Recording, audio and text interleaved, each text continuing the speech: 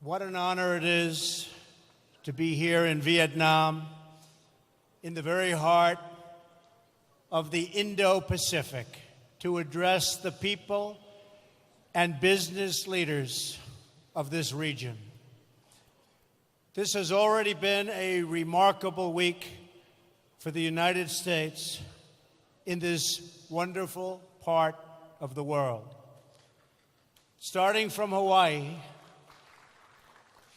Melania and I traveled to Japan, South Korea, and China, and now to Vietnam to be here with all of you today.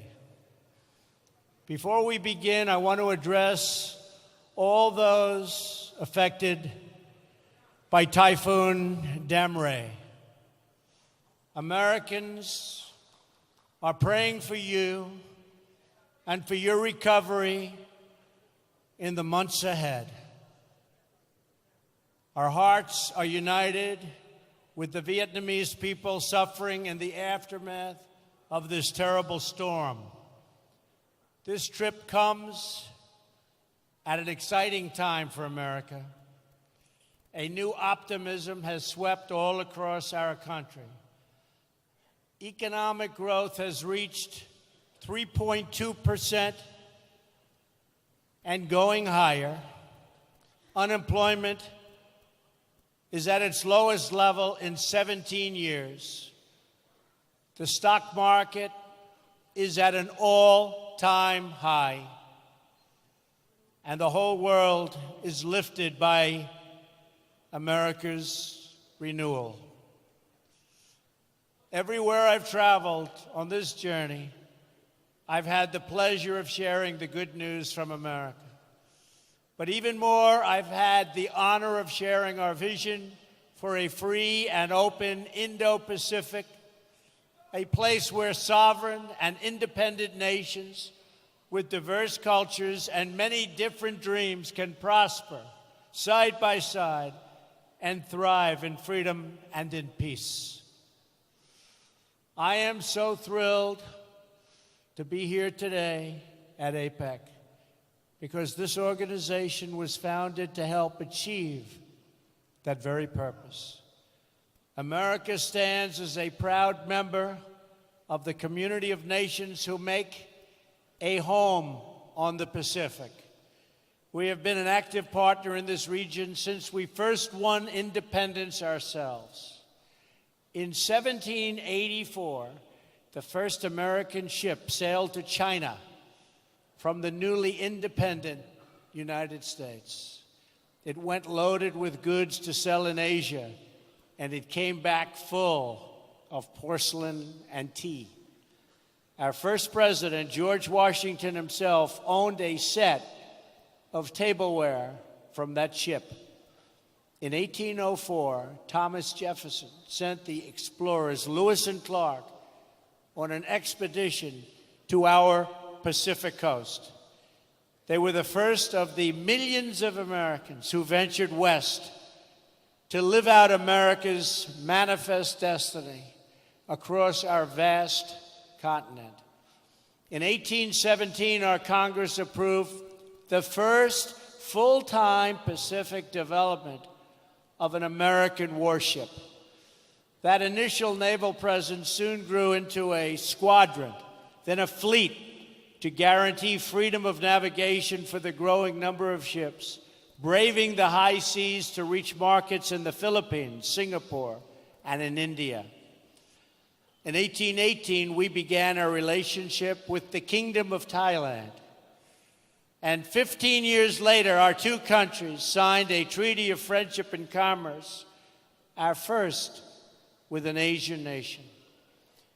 In the next century, when imperialist powers threatened this region, the United States pushed back at great cost to ourselves. We understood that security and prosperity depended on it. We have been friends, partners, and allies in the Indo-Pacific for a long, long time.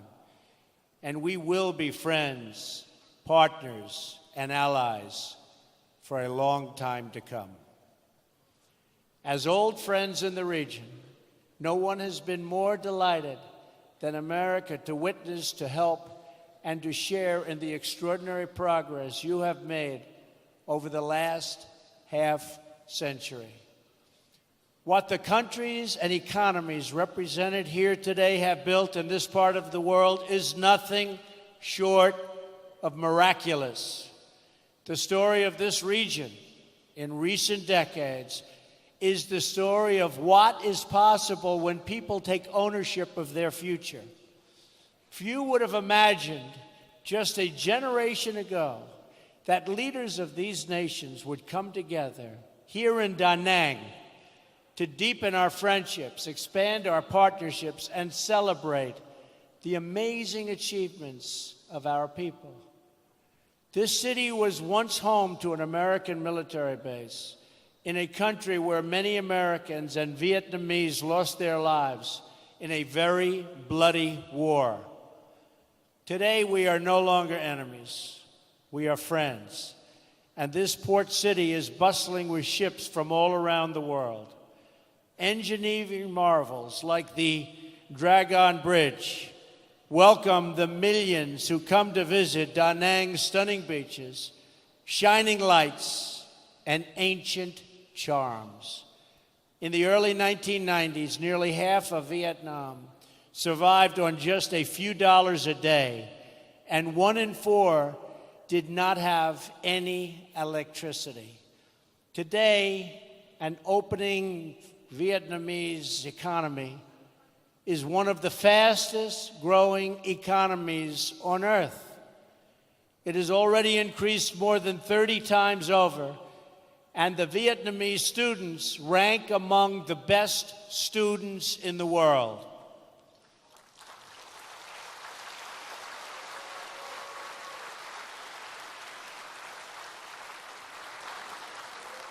And that is very impressive.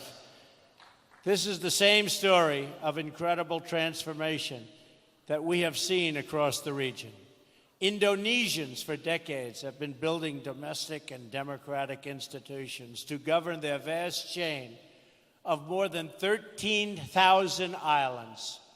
Since the 1990s, Indonesia's people have lifted themselves from poverty to become one of the fastest growing nations of the G20. Today, it is the third largest democracy on earth. The Philippines has emerged as a proud nation of strong and devout families.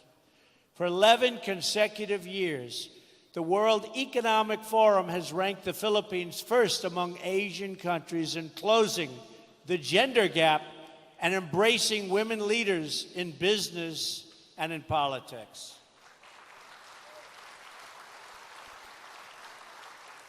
The Kingdom of Thailand has become an upper middle income country in less than a generation. Its majestic capital of Bangkok is now the most visited city on earth. And that is very impressive. Not too many people here from Thailand.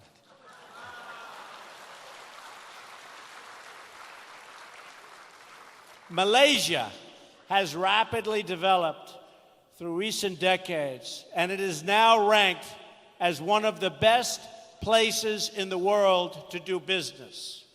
In Singapore, citizens born to parents who survived on $500 a day are now among the highest earners in the world, a transformation made possible by the vision of Lee Kuan Yew's vision of honest governance and the rule of law.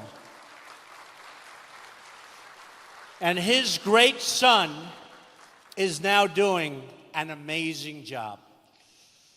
As I recently observed in South Korea, the people of that republic took a poor country ravaged by war and in just a few decades turned it into one of the wealthiest democracies on earth.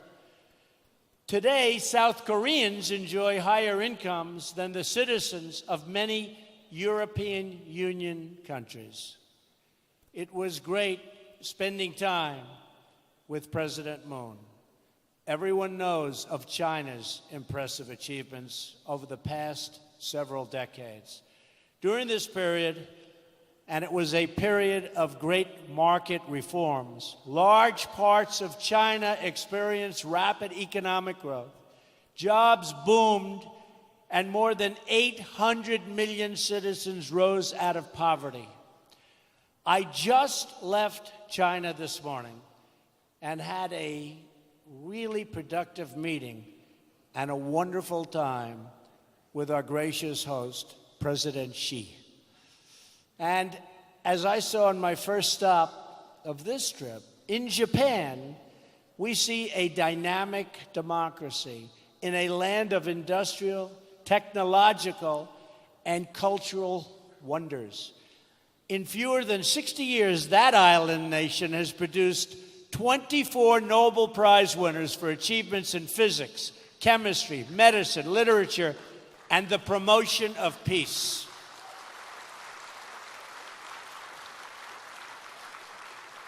President Abe and I agree on so much.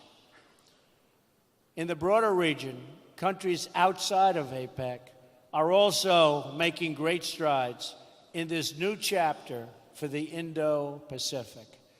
India is celebrating the 70th anniversary of its independence. It is a sovereign democracy, as well as, think of this, over 1 billion people. It's the largest democracy in the world. Since India opened its economy, it has achieved astounding growth and a new world of opportunity for its expanding middle class. And Prime Minister Modi has been working to bring that vast country and all of its people together as one. And he is working at it very, very successfully indeed. As we can see in more and more places throughout this region, citizens of sovereign and independent nations have taken greater control of their destinies and unlocked the potential of their people. They pursued vision of justice and accountability, promoted private property and the rule of law, and embraced systems that value hard work and individual enterprise. They built businesses. They built cities. They built entire countries from the ground up. Many of you in this room have taken part in these great uplifting national projects of building. They have been your projects from inception to completion, from dreams to reality. With your help, this entire region has emerged, and it is still emerging, as a beautiful constellation of nations, each its own bright star, satellites to none, and each one a people, a culture, a way of life, and a home. Those of you who have lived through these transformations understand better than anyone the value of what you have achieved. You also understand that your home is your legacy, and you must always protect it. In the process of your economic development, you've sought commerce and trade with other nations and forged partnerships based on mutual respect and directed toward mutual gain. Today, I am here to offer renewed partnership with America, to work together to strengthen the bonds of friendship and commerce between all of the nations of the Indo-Pacific, and together to promote our prosperity and security. At the core of this partnership, we seek robust trade relationships rooted in the principles of fairness and reciprocity. When the United States enters into a trading relationship with other countries or other peoples, we will, from now on, expect that our partners will faithfully follow the rules just like we do.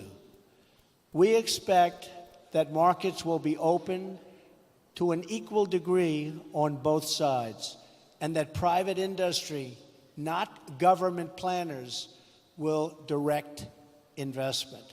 Unfortunately, for too long and in too many places, the opposite has happened. For many years, the United States systematically opened our economy with few conditions. We lowered or ended tariffs, reduced trade barriers, and allowed foreign goods to flow freely into our country. But while we lowered market barriers, other countries didn't open their markets to us. Funny. They must have been one of the beneficiaries. What country do you come from, sir? Countries were embraced by the World Trade Organization, even if they did not abide by its stated principles. Simply put, we have not been treated fairly by the World Trade Organization. Organizations like the WTO can only function properly when all members follow the rules and respect the sovereign rights of every member. We cannot achieve open markets if we do not ensure fair market access. In the end, unfair trade undermines us all. The United States promoted private enterprise, innovation, and industry. Other countries use government-run industrial planning and state-owned enterprises. We adhere to WTO principles on protecting intellectual property and ensuring fair and equal market access. They engaged in product dumping, subsidized goods, currency manipulation, and predatory industrial policies. They ignored the rules to gain advantage over those who followed the rules, causing enormous distortions in commerce and threatening the foundations of international trade itself. Such practices, along with our collective failure to respond to them, hurt many people in our country and also in other countries. Jobs, factories, and industries were stripped out of the United States and out of many countries in addition. And many opportunities for mutually beneficial investments were lost because people could not trust the system. We can no longer tolerate these chronic trade abuses, and we will not tolerate them. Despite years of broken promises, we were told that someday soon everyone would behave fairly and responsibly. People in America and throughout the Indo-Pacific region have waited for that day to come, but it never has, and that is why I'm here today, to speak frankly about our challenges and work toward a brighter future for all of us. I recently had an excellent trip to China, where I spoke openly and directly with President Xi about China's unfair trade practices and the enormous trade deficits they have produced with the United States. I expressed our strong desire to work with China to achieve a trading relationship that is conducted on a truly fair and equal basis. The current trade imbalance is not acceptable. I do not blame China or any other country, of which there are many, for taking advantage of the United States on trade. If their representatives are able to get away with it, they are just doing their jobs. I wish previous administrations in my country saw what was happening and did something about it. They did not, but I will. From this day forward, we will compete on a fair and equal basis. We are not going to let the United States be taken advantage of anymore. I am always going to put America first, the same way that I expect all of you in this room to put your countries first.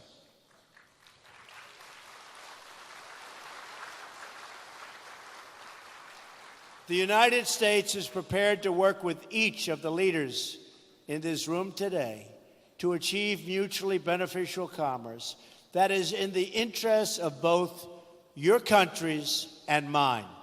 That is the message I am here to deliver. I will make bilateral trade agreements with any Indo-Pacific nation that wants to be our partner and that will abide by the principles of fair and reciprocal trade. What we will no longer do is enter into large agreements that tie our hands, surrender our sovereignty, and make meaningful enforcement practically impossible. Instead, we will deal on a basis of mutual respect and mutual benefit. We will respect your independence and your sovereignty. We want you to be strong, prosperous, and self-reliant, rooted in your history, and branching out toward the future. That is how we will thrive and grow together in partnerships of real and lasting value. But for this, and I call it the Indo-Pacific dream, if it's going to be realized, we must ensure that all play by the rules, which they do not right now. Those who do will be our closest economic partners. Those who do not can be certain that the United States will no longer turn a blind eye to violations, cheating, or economic aggression. Those days are over. We will no longer tolerate the audacious theft of intellectual property.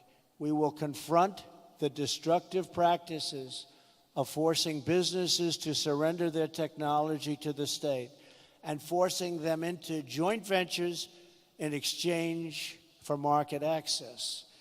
We will address the massive subsidizing of industries through colossal state-owned enterprises that put private competitors out of business, happening all the time. We will not remain silent as American companies are targeted by state-affiliated actors for economic gain, whether through cyber attacks, corporate espionage, or other anti-competitive practices. We will encourage all nations to speak out loudly when the principles of fairness and reciprocity are violated. We know it is in America's interest to have partners throughout this region that are thriving, prosperous, and dependent on no one. We will not make decisions for the purpose of power or patronage. We will never ask our partners to surrender their sovereignty, privacy, and intellectual property, or to limit contracts to state-owned suppliers. We will find opportunities for our private sector to work with yours and to create jobs and wealth for us all. We seek strong partners, not weak partners. We seek strong neighbors, not weak neighbors. Above all, we seek friendship, and we don't dream of domination. For this reason, we're also refocusing our existing development efforts. We are calling on the World Bank and the Asian Development Bank to direct their efforts toward high-quality infrastructure investment that promotes economic growth. The United States will also do its part. We are also committed to reforming our development finance institutions so that they better incentivize private sector investment in your economies and provide strong alternatives to state-directed initiatives that come with many strings attached. The United States has been reminded time and time again in recent years that economic security is not merely related to national security. Economic security is national security. It is vital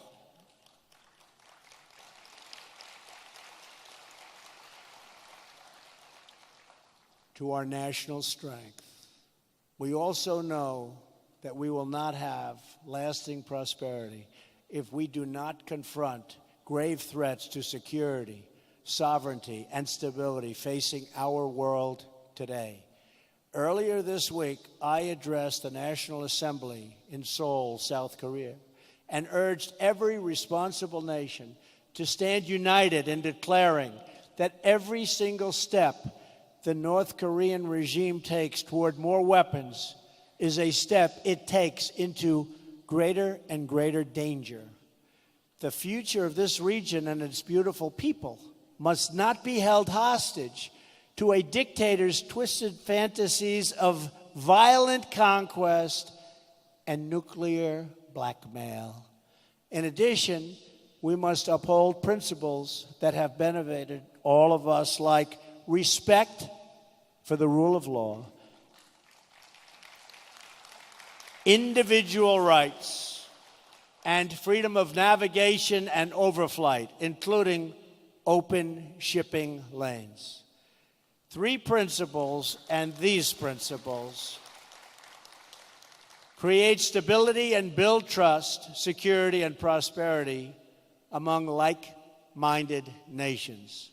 We must also deal decisively with other threats to our security and the future of our children, such as criminal cartels, human smuggling, drugs, corruption, cybercrime, and territorial expansion.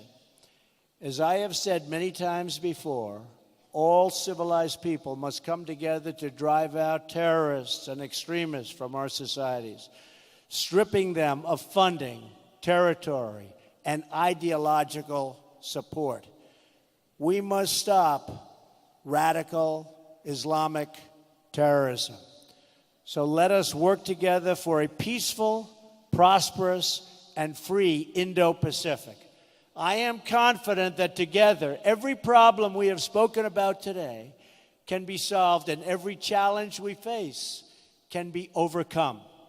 If we succeed in this effort, if we seize the opportunities before us and ground our partnerships firmly in the interests of our own people, then together we will achieve everything we dream for our nations and for our children.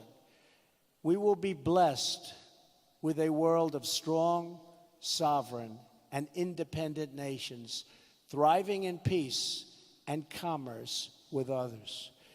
They will be places where we can build our homes and where families, businesses, and people can flourish and grow. If we do this, we will look at the globe half a century from now, and we will marvel at the beautiful constellation of nations, each different, each unique, and each shining brightly and proudly throughout this region of the world. And just as when we look at the stars in the night sky, the distance of time will make most of the challenges we have and that we spoke of today seem very, very small.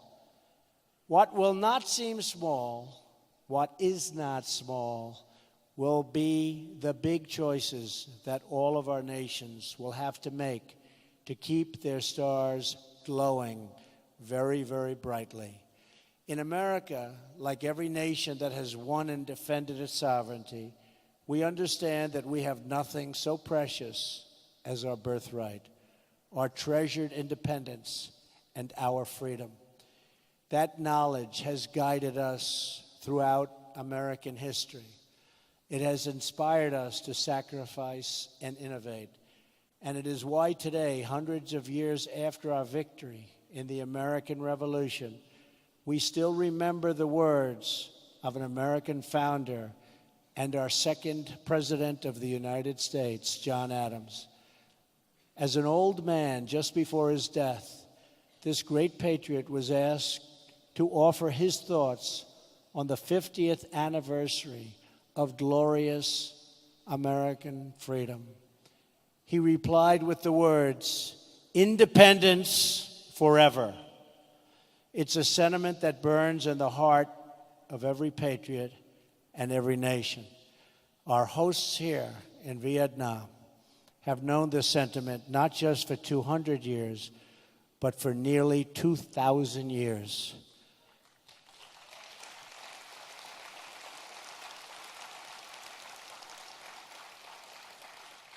It was around 40 AD when two Vietnamese sisters, the Δ쌓NG sisters, first awakened the spirit of the people of this land. It was then that, for the first time, the people of Vietnam stood for your independence and your pride. Today, the patriots and heroes of our histories hold the answers to the great questions of our future and our time. They remind us of who we are and what we are called to do. Together, we have it in our power to lift our people and our world to new heights, heights that have never been attained. So let us choose a future of patriotism, prosperity, and pride. Let us choose wealth and freedom over poverty and servitude. Let us choose a free and open Indo-Pacific. Finally, let us never forget, the world has many places, many dreams, and many roads. But in all of the world, there is no place like home. And so, for family, for country, for freedom, for history, and for the glory of God, protect your home, defend your home, and love your home today and for all time. Thank you. God bless you. God bless the Pacific region. And God bless the United States of America. Thank you very much. Thank you.